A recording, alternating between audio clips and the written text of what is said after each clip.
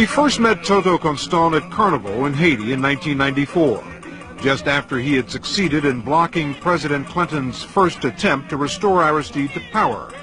The idea that this man might be associated with the CIA in any way never occurred to us then, because he was known to everyone as Haiti's most outspoken enemy of U.S. policy. We are calling for a general strike against the Clinton administration, against President Aristide. Back then, he was a man on top of his world, campaigning to become president of Haiti, holding court with the news media, a self-appointed spokesman for the opposition to Aristide. And this is where he can be found today, in a county jail in Maryland. After Aristide was returned to power, Constant fled Haiti.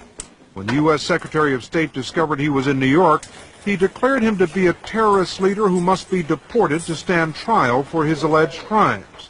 And that's why Constant agreed to talk for the first time about his secret dealings with the CIA. Why are you telling us now about your CIA involvement? I'm in jail. I've been betrayed. I've been humiliated.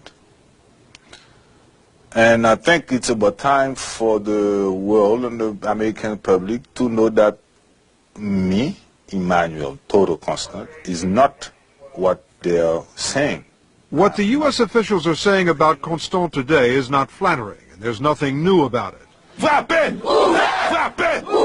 A year and a half ago, the U.S. Embassy told us that the terror campaign against Aristide's supporters was the work of Constant's political party, FRAP.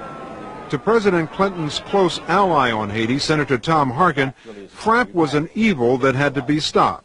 FRAP is nothing more or less than a modified death squad to intimidate people, to frighten people, and yes, kill people. And I was meeting with the CIA on a regular basis. We had an understanding, we had an alliance. So if I'm guilty of those crimes that they're accusing me of, the CIA is also guilty.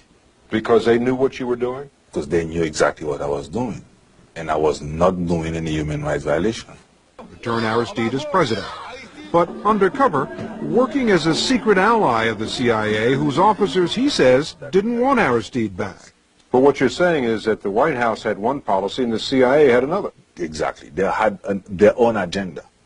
I think the CIA had their agenda and the White House had their own agenda. I got caught in the middle. Now I'm caught in the middle. Constant says the CIA first reached out for him in 1991 after he became an advisor to his childhood friend, General Raul Cedras. He said he was given a code name, Gamal, and an agency walkie-talkie so the CIA could summon him at a moment's notice. And he says he went on the payroll at around $700 a month. How did you get paid?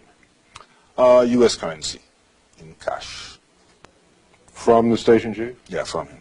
And early on, he said the CIA encouraged him to provide damaging information about Aristide.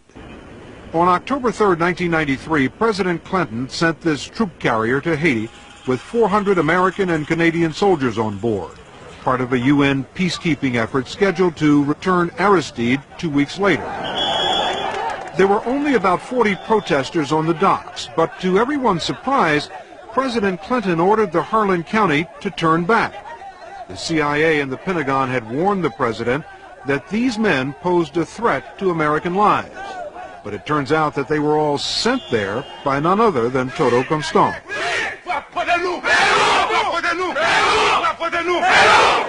I want all to know that if President Aristide returned, we will have the support of FRAP.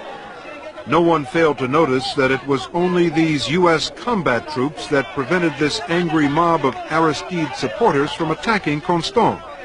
To him, it was a signal that the CIA was still with him. It was only after he ended up here in this prison that he realized he'd been abandoned. Why do you think they're not standing up for you now? Maybe they're scared. Of? Maybe they're scared too, after all these things that have been said about me. Maybe the White House doesn't want them to get in touch with me. Remembering Constant's analogy to feeling like the beautiful woman scorned, we asked him if he were to find himself back in Haiti and the CIA were to call, would he sign on again?